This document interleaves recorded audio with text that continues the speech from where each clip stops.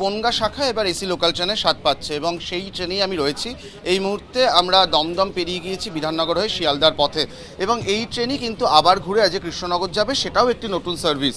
এর আগে আমরা দেখেছি শিয়ালদা রানাঘাটে যখন এসি লোকাল ট্রেন চালু হয় সেটা বিপুল সাফল্য পায় এবং বিভিন্ন দিনের ক্ষেত্রে 100% অকুপেন্সিতে ট্রেন চলাচল করে।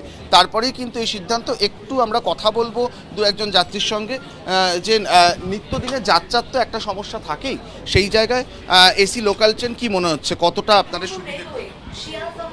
খারাপ না, একদম যে ঠিক আছে, জার্নি হিসাবে যেরকম গরমের দিনে সুবিধা হলো আমাদের, আর কিছু না।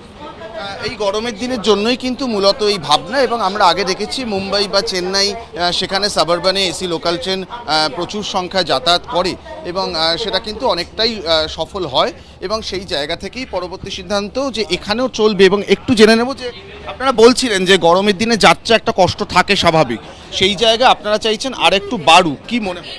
একদমই। এবং রেলকেও ধন্যবাদ যে এরকম একটা পরিষেবা দেওয়ার জন্য, খুবই ভালো অভিজ্ঞতা। আরও পরিষেবা বাড়ুক, আমরাও সহযোগিতা করব সাধারণ যাত্রী ঠিকঠাক।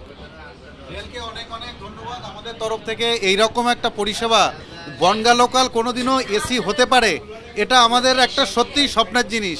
রেল দপ্তরকে মানে ধন্যবাদ জানানোর কোনো ভাষা নেই আমাদের।